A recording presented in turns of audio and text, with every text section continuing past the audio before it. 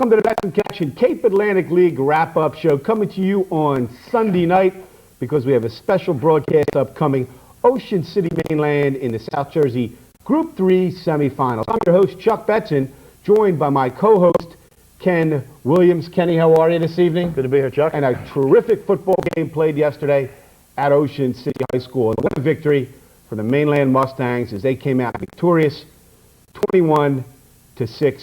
For the second time this season, Mainland travels over the 9th Street Bridge and defeats Ocean City. Kenny, do you think Mainland may schedule some home games next year at Carey Stadium? I don't think so, Chuck. I think that they would just as well not go to Ocean City next year and have the Red Raiders, because the Red Raiders are going to be tough again next year back at that Mustang Corral. You know, no question about it. You beat Ocean City once, you have to feel good. You beat them twice. That was a fine football team that Mainland defeated. And for some strange reason, I got the feeling over at Ocean City, a lot of people felt that Ocean City was going to blow Mainland out. And I said, wait a minute, Mainland won the first game, and I knew Ocean City probably should have been a favorite if there is such a thing as a favorite in a football game like that. But I was astounded by the feeling in the area that Ocean City was going to dominate Mainland yesterday. We should have listened to Donnie McNellis on your Monday night show.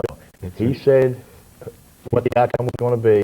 I think the fact that Ocean City seemed to be peaking, Mainland had a couple of lackluster performances, had a bearing, but like I said on the show last week, you never count the Mustangs out. They've been that way all year, and they're going to be up against the wall again this week, and I'll tell you what, I won't bet against them. All right, Mainland will play Woodrow Wilson next Saturday at 1 p.m. We will have it for you one way or another here on Simon's Cable Channel 2. Whether it's our cable company or another cable company, we're going to work that out. Kenny, Woodrow Wilson, David Goree, the quarterback, set a state record for touchdown passes with 63. This is a young man who can fill the air with footballs. Woodrow Wilson also has a mammoth offensive line. So Mainland will go into the game, much like every other game this season, as the underdog. Yes, David Goree, they say, is the top quarterback in South Jersey. He was the all-conference or the all-South Jersey quarterback, along with Kevin Harvey from Paulsboro. They shared it this year. But they say David Goree is the better of the two quarterbacks. Yesterday against Stefford, he passed for 282 yards. He did not have a good day because he had 4 interceptions. But he's passed for 2,244 yards this year. His 63 touchdown passes is a state record. So they have some fine receivers, and Mustangs are going to have a lot of work cut out this week. First call, Jim from Summers Point. Jimmy, you're on a Betson Connection. How you doing tonight? All right, Jimmy, you must be wearing your green and white this evening. Oh, definitely, Chuck. It was great yesterday. A little hurt this morning. A little hurting this morning, but Jimmy, what was the key for Mainland, do you think? That Pacific defense played it. That was really good, Chuck, because they brought up Sinclair a lot. Yes, they did, and I want to talk about that. Jim, thanks for the phone call. Chuck, another thing I want to talk about is Jason Kent. This guy's in Ocean City were warned 3 times. Right, and we're going to get to that, Jim.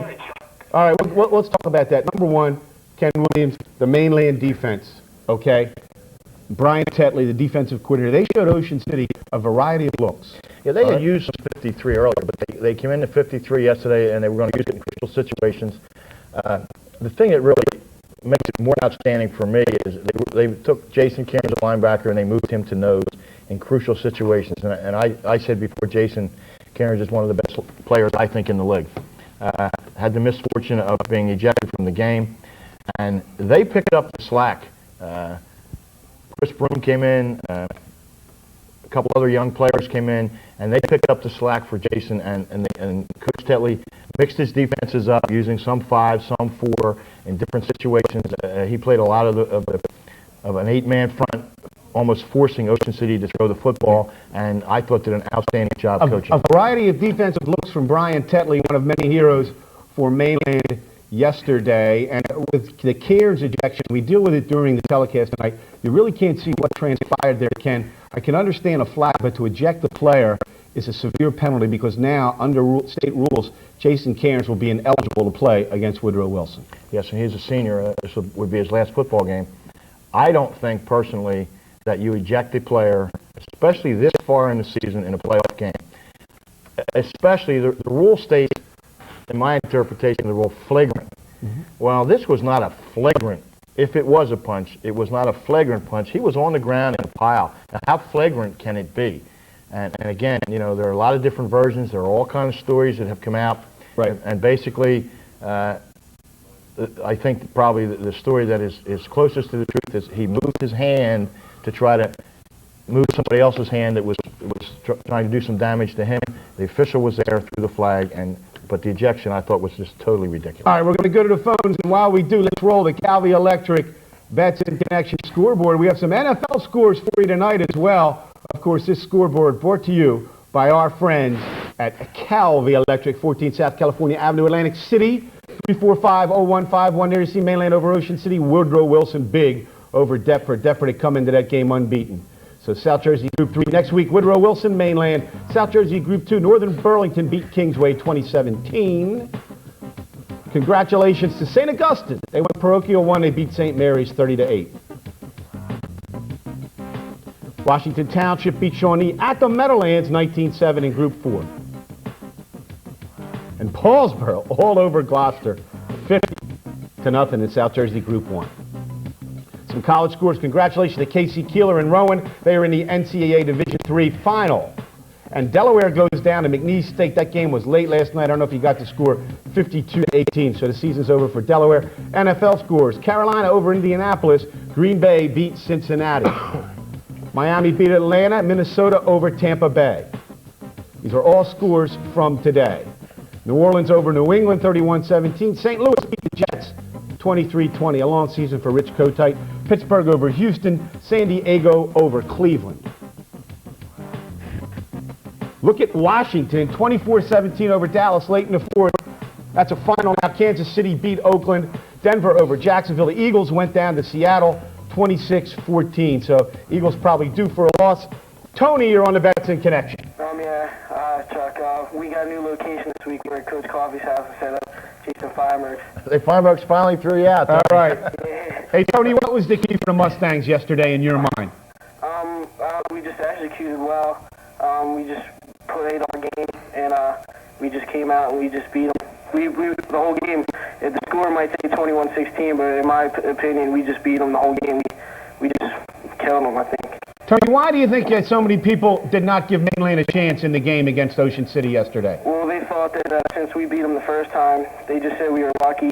They said Sal can't hang with Kevin Sinclair. They just said they just all figured since they got Kevin Sinclair, they're going to beat us. But one man can't beat the team, and we proved that yesterday.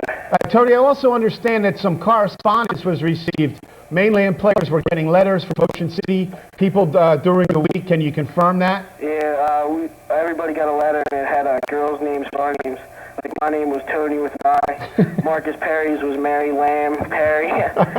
T.J. Wilson was Terry Jane. Just a whole bunch. It's just stupid stuff because that just makes us laugh and get mad. And we came in there prepared yesterday. All right, are the rest of the Mustangs there? Yeah, we're all here. Let me hear you, Mustangs. There they are. There they are, watching the connection. All right, Tony, thanks for checking in. All right, Mainland, so they moved. They're over at another house.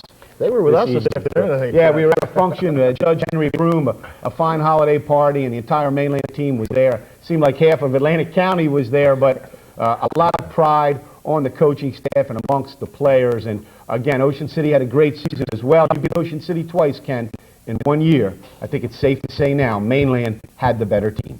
Absolutely, and when you beat them in Ocean City, it puts an exclamation point on the end of it. 641-1759, we're coming to you special Sunday night edition of the Betson Connection. To follow tonight, the game, the rematch on free TV. I was only kidding about pay-per-view. You're going to see the game in its entirety, Ocean City versus Mainland. Mary Ann, you're on the Betson Connection. Good evening, gentlemen. How are you, Mary Ann?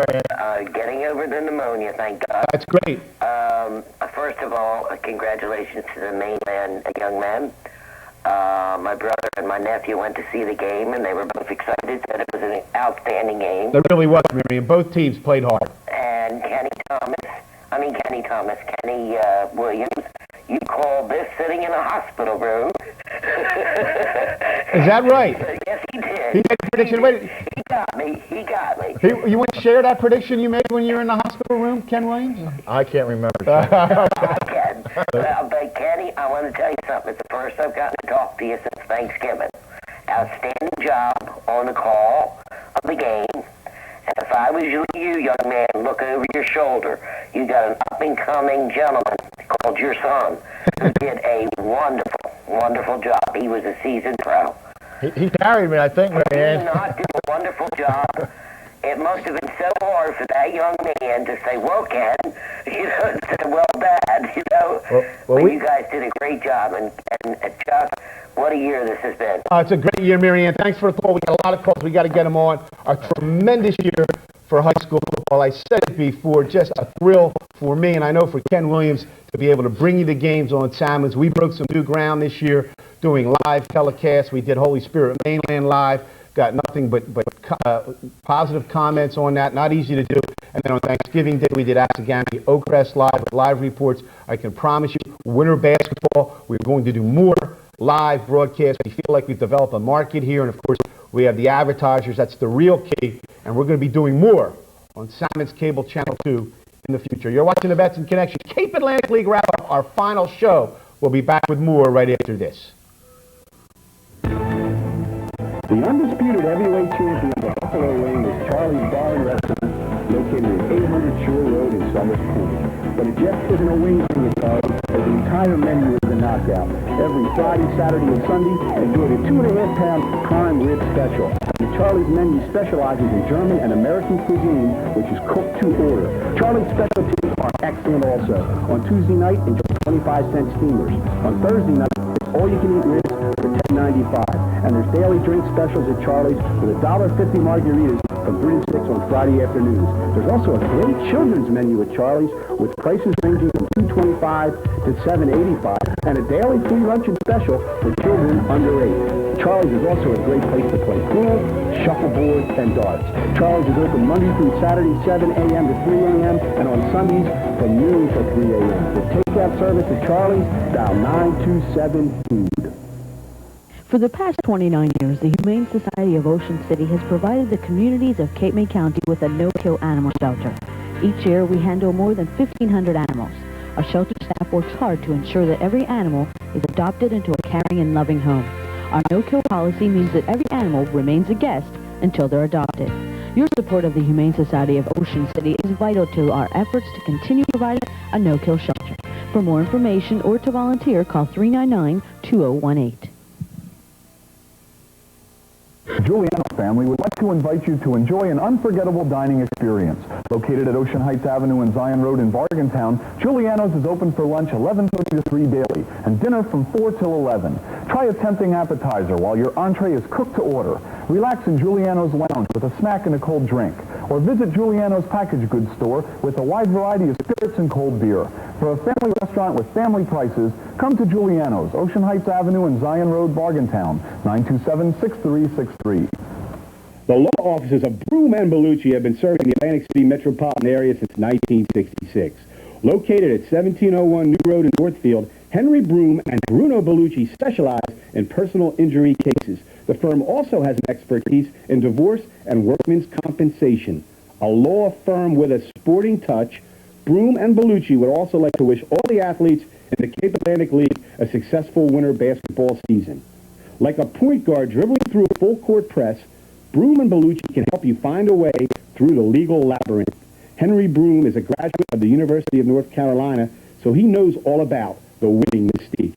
That's Broom and Bellucci, located at 1701 New Road in Northfield. The firm is open daily from 8:30 to 5:30. Dial 645-3100 for all your legal needs. Hi, my name is Melanie White. I'm from the Mainland Mustang cheerleading squad. When I want high school football results, I tune to Salmon Communications Channel 2, the Betson Connection, 5 p.m. every Saturday night. Yeah! We're back with the Betson Connection Cape Atlantic League wrap-up show. Our final show of this season until basketball. Chuck Betson, Ken Williams. Tonight you're going to see Mainland Ocean City, South Jersey Group 3 Championship. Actually, it's part of the semifinal. All the other groups are over, with the exception of Group 3, because there were 6 schools. So next Saturday, Mainland and Woodrow Wilson will have the entire Scholastic football scene to themselves. I want to add that the St. Augustine one was a state championship. Right. Because parochial championships is states, and all the others were South Jersey championships. So congratulations to Coach Fucitello and his entire staff, St. Augustine. They've done a great job, Ken, with that program, building that program up. And they have some local coaches. Tony Iaconelli helps, who's a basketball coach at Holy Spirit. DJ Coyle, who played at St. Augustine and went to Ursinus, resident of Seacon. He's one of the coaches on that staff, and he's done a fine job. I can remember Frankie years ago when I was playing ball around the neighborhood when he was growing up, and he's just done an outstanding job. All right, 6411759. You want to get your calls, and then we have some more requests for the highlight video. We're going to run it tonight. We're going to run it tonight at halftime of the game, and we may insert it in the program depending on how things progress tonight. You know, I thought the key yesterday for Mainland, they shut down Sinclair. When I say shut down Mr. Sinclair, they held him to 105 yards. 105 yards, that's a pretty good day when he only gains that much against you. They stopped him from the big play, and that was important. That was the difference in the game. Mainland had a couple big plays. They had Stone's initial run. They had the pass to Clemick. They were the big plays. And of course, they've been a big play team all year. And this time they stopped Mr. Sinclair. I don't think his longest game might have been 10 or 11 yards. Let's look at the highlights, Ken, from yesterday's action. Of course, you'll see the game in its entirety right here on the Betson Connection. You're going to see Clement take a pass from Jeff Boyd. Great catch. He's going to rumble a little bit. He's going to fumble the football, and Mainland's going to fall on it.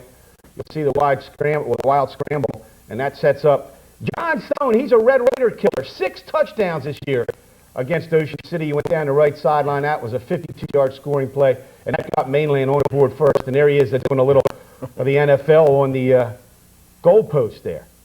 Now you're going to watch Tony DeSalle, and he's really become a fine punt returner, Ken. He takes this up the sideline. He steps out of bounds there. It looks like he scores, but he did step out of bounds, and that set up Mainland in pretty good field position, but Ocean City was able to stiffen it. Now you're going to watch Mr. Kevin Sinclair rumble up the middle, but again, Mainland stopping him from busting the big play. And here is the first score of the game for Ocean City, Matt Dare, a field goal. And that made it 7-3. And here's Nick Layton off the left side. Rumbles down the sideline. A good tackle by DeSalle drives him out of bounds. And that's going to set up a 27-yard run by Kevin Sinclair. That was his longest run of the day. And there you see Dustin Grande trying to get him, can't get him. Kevin Sinclair, touchdown number 30 on the season. He set a Cape Atlantic League scoring record this year. What a year he had. And it looked like now Ocean City was going to take over the game. But as soon as Mainland gets a win, Jeff Boyd back to throw. And he finds Dave Clemick all by himself. There was nobody near him. He gathered that pass in, and that put Mainland back right on top. Now watch this is Tony DeSalle running down the left sideline for 12 yards. And then they came back, Ken. They set this play up. This is John Stone rumbling inside. Breaks a lot of tackles, Chuck. And there's DeSalle to Stone on the reverse. Up the middle. Touchdown Mainland makes it 21-10. And right now, Mainland really has taken control of the game. But Ocean City wasn't about to quit. They were not about to quit. You see Sinclair come out of the backfield, takes a nice pass from Lefevre, gets into Mainland territory, and that set up a trick play. They threw it to Scott Lifford. He takes the ball and throws it downfield to a wide open Stephon Davis. That made it 21-16. But Ocean City was still in the game here. They tried a 2-point conversion. It failed. And now you're going to see Tony Tedeschi get some important yardage for Mainland, Ken. Came up big in this series, Chuck. Yes. Yes, he did. And there, the highlights from yesterday's South Jersey Group 3 semifinal. Won by Mainland, 21-16. Our local 54 players of the week, our offensive player of the week, John Stone, 2 touchdowns yesterday for the Mustangs. Our defensive player of the week, we did this once before this season. We're going to give it to the entire Mainland defense, and a special tip of our hats to Brian Tetley, the defensive coordinator of the Mainland Mustangs. Absolutely. They came up big when they lost Jason Cairns. Everybody sort of buckled their chin strap a little bit tighter.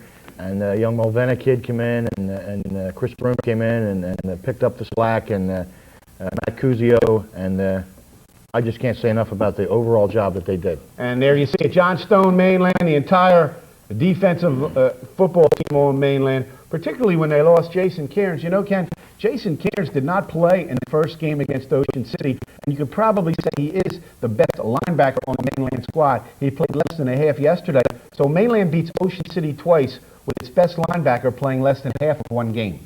And against a runner like Kevin Sinclair and Rick Layton, that's important. Jerry, you're on the Betson Connection. How you doing, Chuck? Okay, Jerry. I just wanted to congratulate Mainland. I played an outstanding game. But the reason I called is I wanted to find out, I guess, two parts. Number one, the middle linebacker that was thrown out of the game in the first quarter. I was really shocked due to the fact that it's a state, it's a championship game. And the second thing is, what effect will that have on next week in him playing? I'm glad you asked the question, Jerry. We mentioned it earlier. Under state rules, if you're ejected from a football game, you cannot play the following week. Now, we understand that Bob Coffey and the Mainland staff are going to try to file an appeal, but as it stands right now, Jason Carnes cannot play next week against Woodrow Wilson. Can the official has to write a site report, and it has to be at the NJSIA office, I believe, by tomorrow morning, and then they will fax Mainland a copy. At that point, then I'm pretty sure Coach Coffey will appeal, and depending upon that appeal, there may be some other avenues, but at this point, it doesn't look real good, but they're going to miss him. But I think they're going to have to change their defense a little bit this week anyway, because Woodrow Wilson is a one-setback offense, and they have 4 receivers at all times. So that's going to probably force them to put in another defensive back. So it's going to hurt them inside, but it may not hurt them quite that much. All right, Jerry, thanks for the call. Thank you, and good luck. All right, thank you for that. Phone call 6411-759. Ken, how often does the appeal process work? We saw it work with Alabama this year, the NCAA. They got a little bit of their penalty reduced. Is there a track record where appeals can be made and a player can be reinstated? I talked to 2 ADs last night, and they felt that the appeal was virtually had no chance of succeeding, simply because the rule is cut and dry. If you're ejected, you're ejected, and that's the penalty. And it all goes back to the judgment, of the official. And again, the key here to me is the word flagrant. And how flagrant can a push or a punch or be when you're on the bottom of the pile? Right.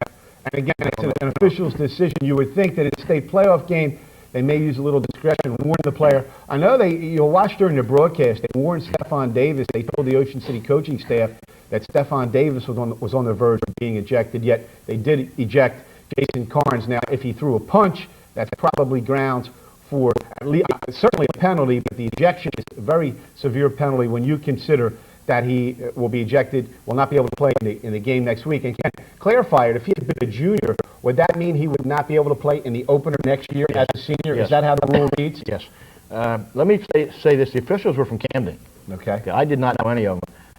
There were, and I don't want to mention names, a couple local officials that were in the booth, and veteran officials, and they felt that looking at the situation, and they looked at our replays when we looked at them, and they felt that maybe the ejection was unwarranted also. Okay. But again, that's going to have no bearing. Too late now. It's already been done, and maybe there can be an appeal process on the behalf of Mainland. I would like to be able to see Jason Carnes play in that game against the Woodrow Wilson team. That's going to be a heavy favorite, but again, Mainland's been the underdog all year. I think Jason is a member of the track team. I'm not 100% sure, but if he is, and they had lost the game, he would have had, because he's a senior, he would have had to sit out. So it actually it carries over to the next sports season. If you're a senior. Did not realize that. That's interesting. If you're an underclassman, I think then it goes back to that particular sport. 6411-759, final show of the Betson Connection, Cape Atlantic League wrap-up. I just want to tell all the athletes in the Cape, the ones that we cover, the Big Eight, so to speak, what a year we've had, how much I have enjoyed covering high school football this year. I'll tell you what, I've gotten more thrills this year doing the play-by-play of these games probably than I have throughout my career as a sports journalist. And I've covered Super Bowls, and I've covered Final Fours, and I've covered NCAA championship football games. I'll tell you, Ken, there was just some exciting football played this year. And I'll tell you, the quality of the kids, when we've been around them, has just been outstanding. And that's a credit to the coaches of those particular teams and to those kids' parents. Mike from EHT, you're on the Betson Connection. Yeah, I'd just like to talk about the Jason Carnes incident. Okay, Michael? I talked to him after the game yesterday. Okay. He told me that the Ocean City linemen were scratching him in the stomach. Mm-hmm. And he lifted up his jersey and showed me the stomach. And there was a big gash from like one side to the other. I can totally understand his complaint. Right. we understood that, and again, that has been brought out that there were, kids get excited, and it was an emotional game, and when you have that kind of emotion, two crosstown rivals, you're going to have that situation. It's just a shame that Jason reacted and then got caught and then got the ejection, because the ejection prevents him from playing the following week. And maybe a penalty would have been the more proper procedure than if indeed he was reacting to something that occurred from another player. But the rule is the rule, and kids have to control themselves, and maybe Jason Carnes can learn a lesson from this.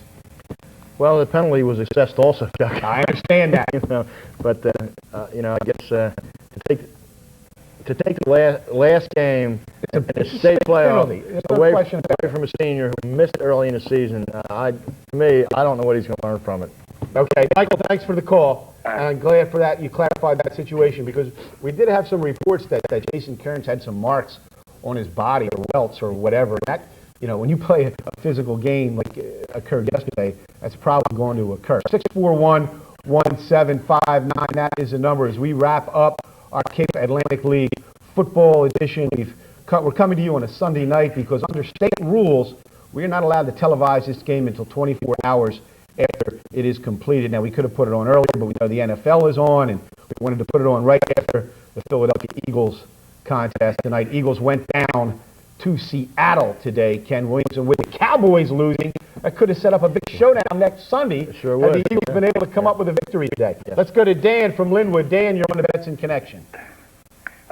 First I'd like to comment on what a great crosstown rivalry we had there.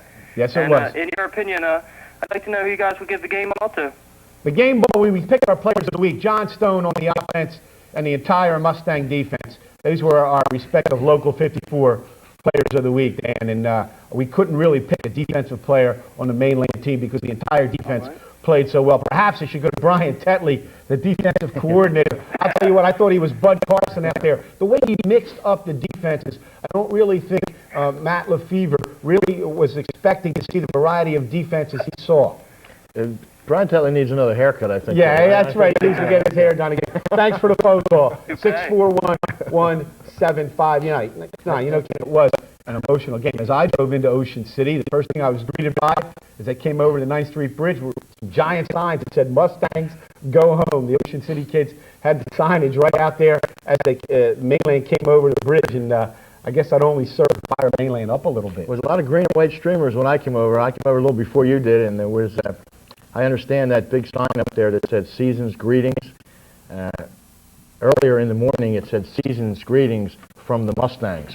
But the from the Mustangs was taken down, I understand. All right, let's go. We have Jason Carnes on the air. Jason, you're on the Betson Connection. And congratulations, Jason, on a tremendous season. Thanks, Chuck. What's up, Mr. Williams? You all right, Jason? How you doing? Well, just a little mad. I'd like to say that it wasn't none of the Red Raiders' offensive line. It was just one person, and that was Kevin Sinclair. Okay. I made a tackle, and he just started scratching me, and I didn't throw a punch at all. Okay. I guess they thought that I threw a punch because I was pushing him. I pushed him twice, and I saw the flag, and I was showing the referees that my stomach was scratched up, and I guess that he just didn't care because I really didn't throw a punch. All right, Jason. Well, I'm glad you clarified that tonight on our program. Unfortunately, you got ejected, and as it stands now, you probably won't be able to play. But let's talk about the football game itself. How was your defense able to shut down that potent Ocean City attack? Well, we practiced all week about foreign tackling. We know he's like a great running back, so I mean, the defense just played their heart out. We knew that he's great, and we just played to the best of our ability. Yeah, Jason, you used several different defenses. The coaching staff came up with a variety of looks for you to throw up against the Red Raiders. Yeah, well, we knew that their best play was probably trap right up the middle, so we put in that 5-3 to clog up the middle, so I mean, he had to bounce it outside, he wouldn't have the room in the middle. And that was our best thing, stopping him. I thought your corners played very, very well. I thought Kenyatta Brown and Brad Eisler played extremely well and did not let him get outside at one time. Yeah, well, they're both two great tough kids, and Kenyatta's a hawk. He's an outside linebacker, not a corner, and he just does not like good running backs coming to him. Jason, how about the player that replaced you, young Broom? He did a pretty good job. Yeah, Chris Broom. Chris Broom came in and played well. Yeah, he's going to be an outstanding player. Well, Jason, congratulations to you and the Mustangs on the season. And who knows what can transpire this week. We'll see what happens. Thanks for the call. Thank you. There's a lot of lawyers that have ties with that Mainland football program. You think you could get enough of those lawyers involved in that, he may be reinstated? You're a legal expert. No, that's one thing I'm not. I don't know, but I'm sure there are a lot of avenues to look at. I guess it's pretty much like Holy Spirit's appeal. You go to the state, and then what Coach Burns said at that point, there are legal ramifications. So again, I don't know, but it's a shame. Another thing too, if he's not reinstated, according to the rule, he cannot even go to the game. Is that right? He cannot be anywhere near that site. And, wow, that is a stiff rule. Now, again, you can understand why they have it in. They don't want to encourage fighting in games, but, geez, that's a stiff penalty, Ken Williams. Absolutely. I know that because my son was ejected from a baseball game, and, of course, in baseball it's two, and he was not allowed anywhere near not even on the field. All right, we'll take the last call of the night. Tom from Linwood. Tom, you're on the Betson Connection. How you doing, guys? Okay, Tom. I want to congratulate you and everybody concerned with your show for a great season. Thank you, Thomas. And I want to thank or congratulate Mainland for coming back under adversity, being in the underdogs. And the kids are just great kids. And I think John Stone and Jeff Boyd have really not gotten recognition. And I appreciate giving John the game ball. And you guys have done a great job. I would like to ask Coach Williams, the way they select the All-Star teams or the Cape Atlantic teams, if you go through that, it was done by coaches. I think it should be an independent selection. Okay, Tom, thanks for the call. How's the Cape Atlantic League All-Star team selected, Ken Williams? Our final question in our Cape Atlantic League wrap-up show, Betson Connection. Coaches nominate their own players, and they are sent to whoever the athletic director is in charge, and he makes up a ballot with those names on, and then they go to a meeting and they vote, and they cannot vote for their own players. And they total the votes, and that's basically how the All-Star team is picked. All right. Ready to wrap things up on our show. We're going to have the game for you in its entirety. Before I sign off, Ken Williams, I just want to congratulate you on the air. What a job you have done for me, and I mean that. This man went down during the year with a heart attack. He came back from the hospital. He was only gone for 2 weeks, wasn't on injured reserve for very long, and what a tremendous asset he has been to me, both as a co-host and as a mentor, because I can sometimes be a little excitable, and Kenny Williams has really served as an asset to the Betson Connection. And I also want to thank your son, Ken Williams Jr., who helped out. Kenny, next year you may be working for us more as we continue to expand the entire Williams family and everybody else. You got him back healthy, and I really needed him, and I really mean that, Ken Williams. I appreciate it. I thank you right on the air. Also, before we go out tonight, you take for granted the pictures you see every week. Well, it's not that easy, people, and it can be difficult under all kinds of weather conditions. I first like to personally thank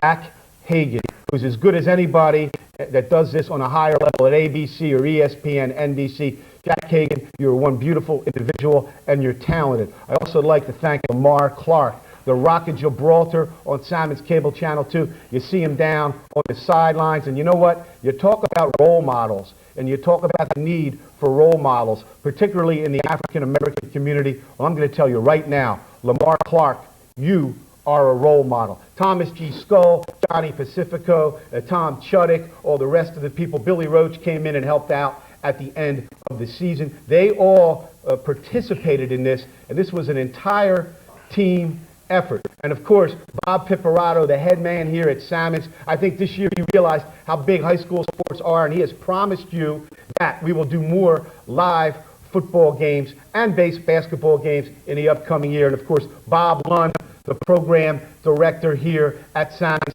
Cable Channel 2, what a job he has done helping us get this together. And Bobby Crawford, I want to personally thank him. He had a little bit of an asthma attack yesterday while he was doing the game. He was on the roof of Carey Stadium, and we had to substitute for him at the last minute. Bobby, if you're out there watching, we want you to get well because you can really shoot a high school football game. I also want to thank Lucy Jones, who came in at the end of the year as our sideline reporter, and you'll watch the game tonight and you'll see the terrific job she did down on the sidelines. Just an entire team effort here at Simon's Cable Channel 2 in conjunction with the Betson Connection. I also would like to thank all the athletic directors in the Cape Atlantic League for affording the hospitality they did as we moved our traveling road show around, and we tried to make sure every school got the best coverage that we could provide. For Ken Williams and for everybody here at Simon's Cable Channel 2, this is Chuck Betson telling you, thanks for making this the greatest high school football season ever, and thanks for making the Betson Connection. We're going to close with our highlight reel. Good night, everybody.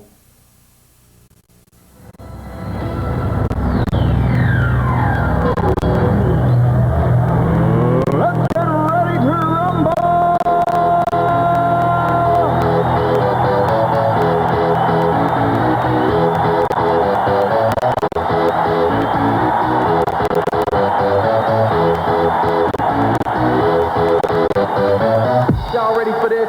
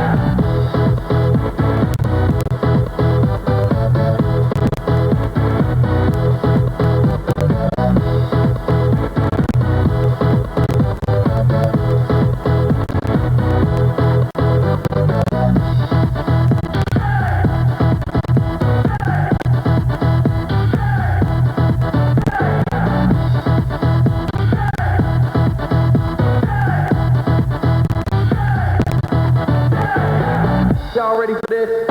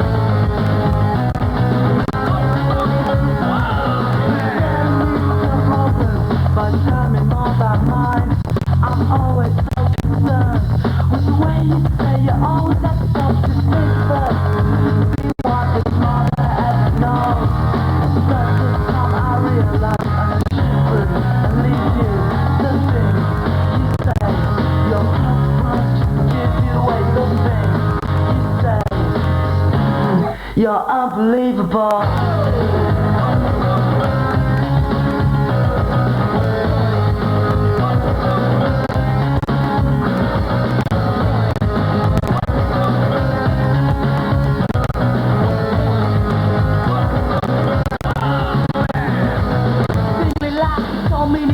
Pushing down the reticence, bringing out your high self, think of the fun side, pushing down the better view, instead of bringing the attitude to walk the world, and everything you have to brace yourself, it's great to be, I know this world, and what it seems. It's unbelievable. You better me with your questions, you haven't done a life, you always